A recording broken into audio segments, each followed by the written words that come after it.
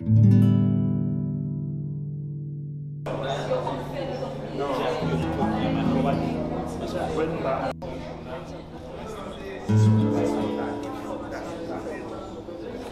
tu parles de circuit de distribution. Oui, ok, oui,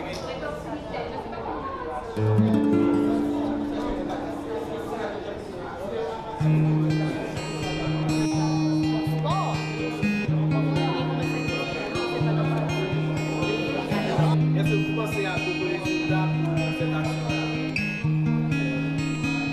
Avec la Ah, C'est un profil de la population, mais c'est l'acteur qui va faire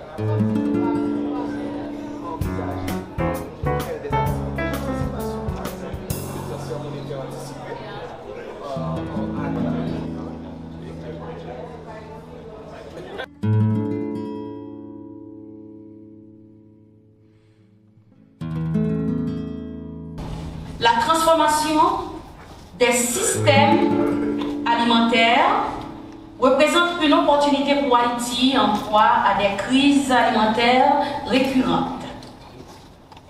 Elle est perçue comme un changement de paradigme, puisqu'on n'est plus dans une logique de réduction de l'insécurité alimentaire, mais plutôt dans une logique de création de richesses et d'opportunités pour tous.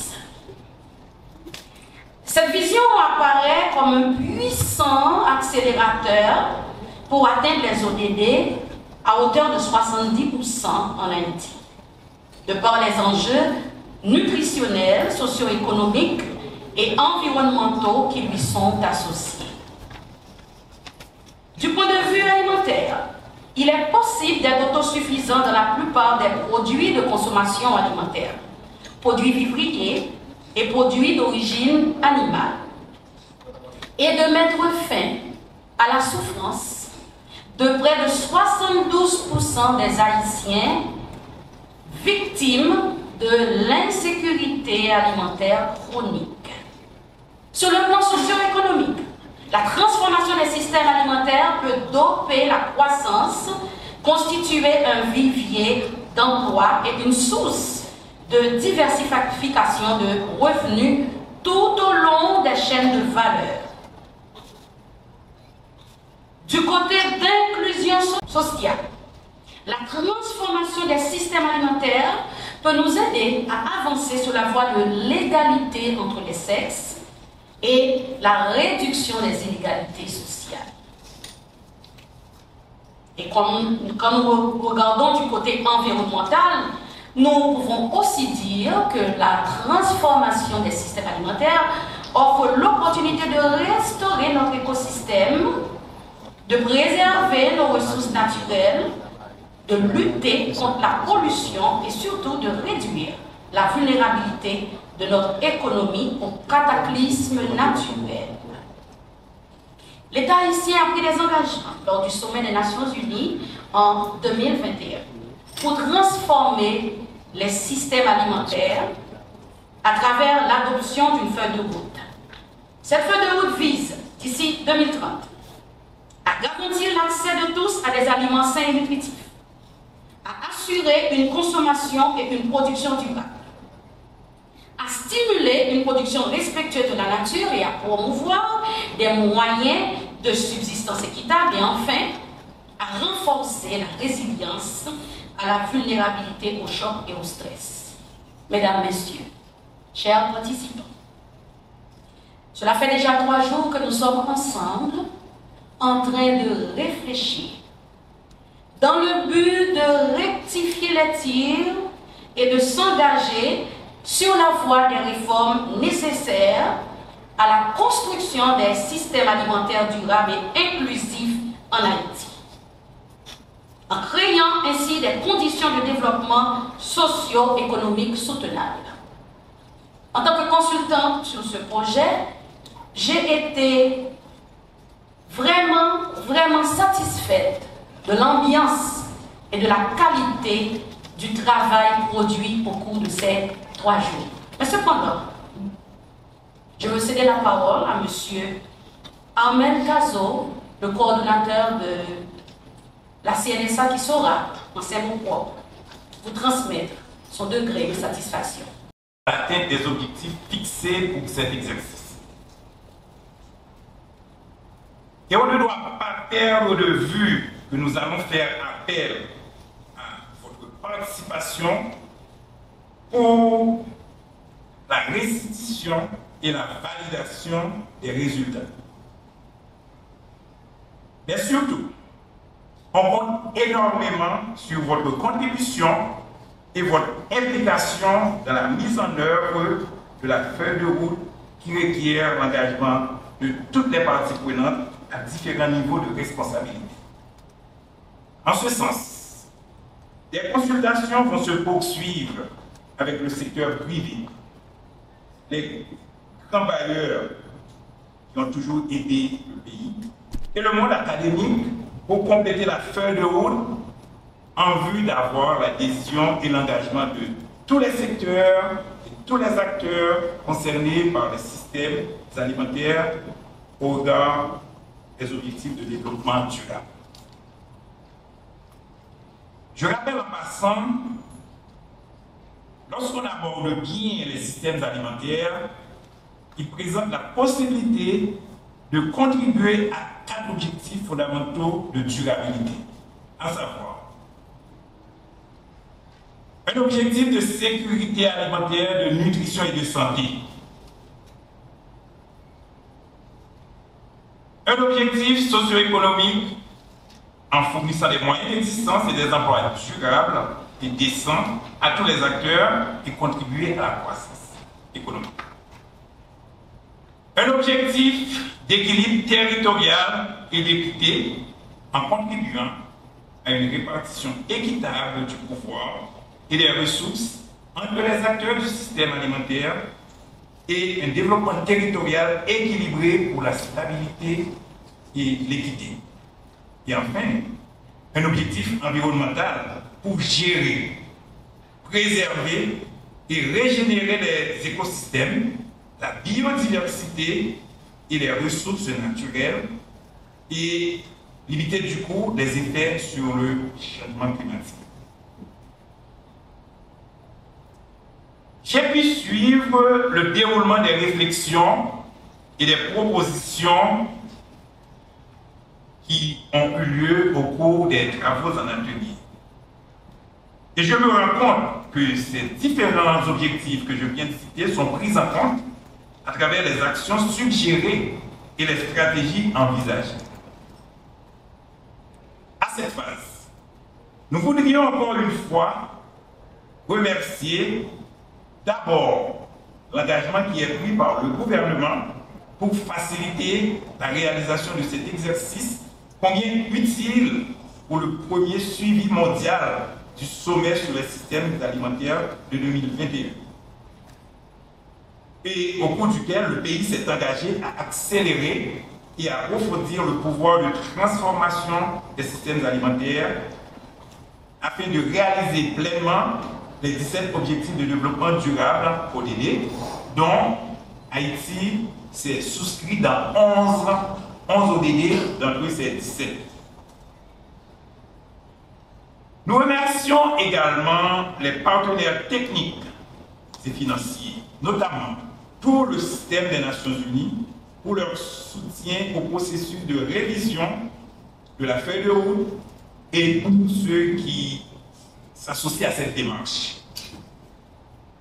À la même occasion, nous remercions les représentants des organisations de la société civile, des organisations paysannes et du monde académique qui se sont associés à ces réflexions et à faire ressortir aussi leur vision. Des remerciements aussi vont aux représentants, vous allez me permettre, aux représentants de l'initiative Corée Production Locale, qui ont partagé leur compréhension et leur vision avec les participants dans les différents groupes de travail. Des remerciements s'entendent à toutes les structures étatiques qui ont pris une part active depuis le début de l'atelier jusqu'à aujourd'hui et qui expriment leur disponibilité et leur disposition à accompagner le processus jusqu'à la fin. Il faut dire que le travail ne fait que commencer, car il y a d'autres consultations à conduire, notamment avec le secteur privé, les bailleurs, les investisseurs potentiels non encore explorés ici en Haïti et auprès de nos frères et sœurs vivant à l'étranger. Ensemble, on peut relever les défis pour la transformation des systèmes alimentaires vers la réalisation des ODD et arriver à infléchir le développement global du pays de manière inclusive et durable. Rappelez que les actions ont été choisies, en plus de leur réalisme, en fonction de leur pertinence, de leur caractère innovant et de leur impact rapide, parce qu'il s'agissait d'un plan d'action sur 2 ans. M. Christian Mouala, qui était avec nous au début, est encore là et je lui cède la parole. Monsieur le coordinateur résident des Nations Unies en Haïti. Nous venons d'assister à 3 journées d'ateliers de travail fructueux sur la transformation des systèmes alimentaires qui constituent un puissant accélérateur des objectifs de développement durable en Haïti. C'est donc avec un immense plaisir que nous participons à la clôture de cet atelier bilan de la feuille de route de la transformation des systèmes alimentaires en Haïti. En 2 ans après, le sommet réalisé en septembre 2021 à New York, après un sommet préparatoire à Rome 2 mois avant le mois de juillet. Sur les 11 objectifs de développement durable priorisés par le gouvernement d'Haïti, plus de la moitié trouvent leur intégration dans les systèmes alimentaires. Cet atelier a été une étape de la préparation du moment d'évaluation des systèmes alimentaires qui aura lieu du 24 au 26 juillet 2023 au siège de la FAO à Rome, car il a contribué au processus de révision des progrès réalisés en vue de la transformation des systèmes alimentaires. Au nom de l'équipe des Nations Unies en Haïti, je voudrais féliciter le gouvernement pour la conduite de ce processus multi-acteurs et multisectoriel de qualité. Je remercie toutes les agences, principalement les agences basées à Rome. Je voudrais parler de la FAO, du FIDA et du Programme alimentaire mondial. Et aussi le bureau de la coordinatrice résident du système des Nations Unies qui a dès le début accompagné ce processus. Cela démontre encore une fois comment nous sommes engagés aux côtés du peuple haïtien pour plus d'accès aux services sociaux de base et dans ce contexte où le système alimentaire est une priorité. Comme vous le savez sans doute, nous sommes dans notre première année de la mise en œuvre du nouveau cadre de coopération des Nations Unies pour le développement durable qui part de la période 2023-2027 qui va accompagner le gouvernement d'Haïti. Ce cadre programmatique quinquennal est le témoignage de l'appui collectif que le système des Nations Unies pour le développement propose d'apporter à Haïti pour l'aider à réaliser ses priorités dans la mise en œuvre des objectifs de développement durable. Ce dispositif constitue une bonne base pour nourrir les discussions autour du système alimentaire et qui a toute sa raison d'être pour des questions de réforme économique. Excellence, Monsieur le Premier ministre, Mesdames, Messieurs, nous ne laisserons jamais de le dire. Les chiffres alarmants sur la sécurité alimentaire sont le résultat de la défaillance du système alimentaire. Pour garantir de manière durable l'accès à des aliments sains et nutritifs à toute la population sans exclusion ni discrimination. Alors que des systèmes alimentaires résilients ont la capacité de fournir à tous une alimentation suffisante, sûre et abordable, des régimes alimentaires sains, même face à des vulnérabilités structurelles, des chocs et des facteurs de stress. Ainsi, la transformation du système alimentaire est un processus continu qui nécessite la collaboration, la recherche, l'innovation, afin de relever les défis complexes liés à l'éradication de la faim. En tant que tel, l'engagement des participants a été précieux. Durant ces 3 jours, nous avons pris le temps de faire un état des lieux sur les progrès réalisés depuis 2021, dans le cadre des engagements pris par Haïti. Des pistes d'action claires, enrichies des discussions d'acteurs d'horizons divers, ont été identifiées. Félicitations à vous tous, à tous les partenaires, pour cette excellente contribution. Car, je le crois, nous sommes sur la bonne voie vers l'élaboration d'un plan d'action à l'horizon 2025 avec plus d'objectifs et un plan plus réaliste. Nous espérons être plus fiers en 2025 et que des pas plus importants seront franchis. En effet, les 2 dernières années ont été très complexes sur le plan local, politique et bien sûr sécuritaire et très néfastes pour des actions de développement. Des nombreuses initiatives prometteuses en matière de développement durable ont été soit ralenties, soit simplement freinées. La situation humanitaire continue d'absorber des énergies, des ressources qui pourraient être dédiées à des actions structurelles et structurées. L'urgence de sauver des vies prend le pas sur les réformes à entreprendre. Les acteurs de développement s'essoufflent, mais résistent fort heureusement. C'est ici l'occasion de rappeler un point important de notre cadre de coopération des Nations Unies qui met l'accent sur le nexus entre le développement et l'humanitaire. Il s'agira donc de continuer à encourager les efforts de développement en même temps qu'on adresse les questions humanitaires. Excellences, Monsieur le Premier ministre, distingués participants, Mesdames, Messieurs, les résultats attendus pour 2025 en matière de transformation des systèmes alimentaires ne seront pas au rendez-vous.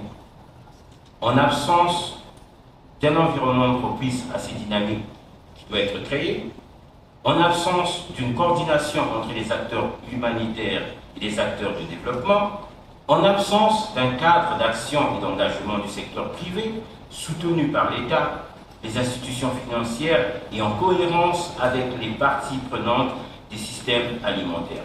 Cela sans oublier le rôle déterminant de la société civile, notamment les organisations paysannes, les associations des producteurs et productrices, des coopératives, des jeunes, des femmes. Permettez-moi aussi de mentionner l'association des Madame Sarah qui nous assiste au quotidien. Mesdames, Messieurs, je le redis encore aujourd'hui, nous sommes redevables envers la population et au nom du système des Nations Unies, je lance un appel collectif pour qu'en plus des bonnes pratiques qui ont été identifiées au cours de cet atelier, que soient identifiées ou poursuivies des véritables réformes économiques et commerciales vers la transformation des systèmes alimentaires en Haïti. Du côté du système des Nations Unies, principalement vers l'expertise technique du Programme alimentaire mondial, de la FAO et aussi d'autres agences dans leur mandat et expertise, je veux citer le FIDA en matière de financement, mais aussi l'UNEP en matière d'environnement, nous continuerons à appuyer le CNSA pour l'élaboration d'un plan d'action visant l'opérationnalisation de la feuille de route sur la transformation des systèmes alimentaires en lien avec la politique et la stratégie nationale de souveraineté et sécurité alimentaire et nutritionnelle en Haïti. De ce fait, une mobilisation des ressources nationales à travers le budget 2023-2024 et des ressources internationales en vue d'une mise en œuvre effective de cette politique nationale sera non seulement une action encourageante en direction des plus vulnérables, mais un signe concret de notre engagement. Nous comptons pour cela sur l'appui indéfectible des partenaires techniques et financiers et des institutions financières internationales. Je vous remercie. Le Premier ministre avait traduit son engagement en faveur de la transformation des systèmes alimentaires en Haïti. Il nous a été clairement spécifié de nous mettre ensemble, d'avancer et de nous battre pour la cause d'Haïti. C'est donc avec un énorme plaisir que je cède la parole à son Excellence, Dr Ariel Henry, le Premier ministre d'Haïti. La problématique de la sécurité alimentaire constitue, avec l'environnement sécuritaire, l'un des sujets de préoccupation majeurs pour le gouvernement et pour la population qui en souffre. J'ai tenu à venir participer à la clôture de vos travaux parce que nourrir nos compatriotes, leur donner accès à une alimentation de qualité en quantité suffisante et à des prix abordables pour les plus vulnérables reste et demeure une obligation. Chaque fois que j'entends des statistiques sur l'insécurité alimentaire, ces chiffres donnent à réfléchir et doivent nous faire prendre conscience de notre devoir de définir des politiques publiques cohérentes pour adresser ce problème.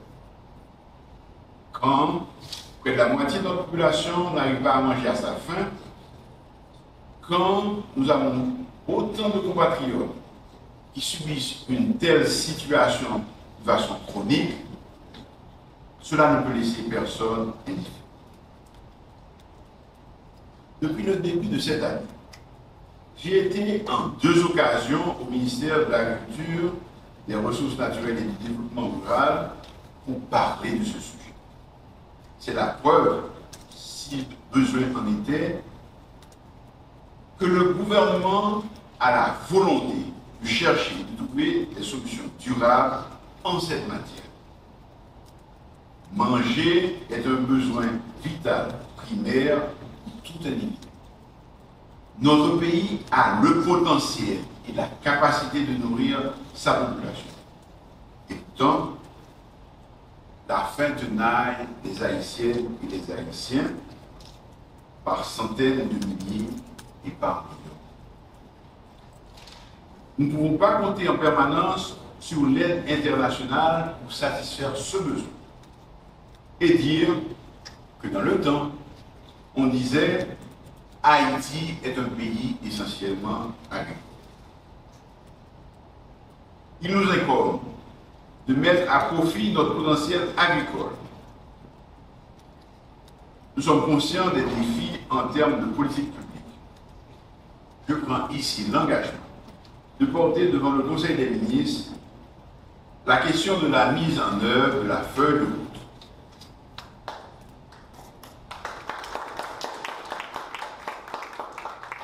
Les dispositions qui s'imposent seront prises pour que l'action gouvernementale pour l'exercice 2023-2024 s'aligne sur les priorités exprimées dans cette feuille de route.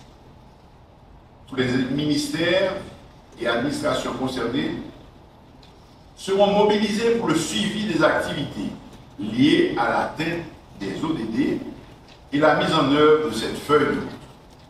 Bien entendu, la CNSA, en tant que secrétariat technique, sera mise à contribution pour le suivi et l'évaluation des progrès accomplis. Il a été question dans vos discussions d'un cadre légal à adapter. Dès que les projets de loi seront prêts, je veillerai à les faire analyser et à les soumettre pour adoption au Conseil des ministres. La transformation des systèmes alimentaires requiert la mobilisation de tous les secteurs. Nourrir quotidiennement 12 millions d'habitants constitue un marché important. Le secteur privé en particulier devra s'impliquer davantage. On attend des investisseurs plus d'engagement dans la production des biens alimentaires, leur transformation, leur transport et leur commercialisation. De la part de nos partenaires techniques et financiers, nous sollicitons la poursuite d'un appui plus soutenu aux activités structurantes dans le sens de la transformation des systèmes alimentaires. Nous avons besoin d'appui, nous avons besoin de semences, nous avons besoin d'engrais, nous sommes capables de produire plus manger, plus maïs, plus pétili, plus pois, plus manioc, plus carotte. Il faut que nous suspendions acheter citron, orange, sucre dans même l'autre pays. Nous avons produire, manger ça. Et quant au monde académique, on attend de lui une réorientation des recherches pour répondre aux défis d'innovation liés à la transformation des systèmes alimentaires, à la satisfaction des besoins nutritionnels, entre autres. Enfin, de tous nos compatriotes ici présents, nous attendons un engagement citoyen pour relever ensemble les défis gigantesques associés à la construction des systèmes alimentaires durables. En terminant, nous voulons encore remercier nos partenaires techniques et financiers pour leur soutien au processus de révision de la feuille de route. En particulier, nous adressons des remerciements spéciaux à la coordination résidente du Bureau des Nations Unies en Haïti pour leur appui sans cesse renouvelé au processus de concertation nationale en vue d'une vision partagée de la transformation des systèmes alimentaires. Vous pouvez compter sur le gouvernement que je dirige.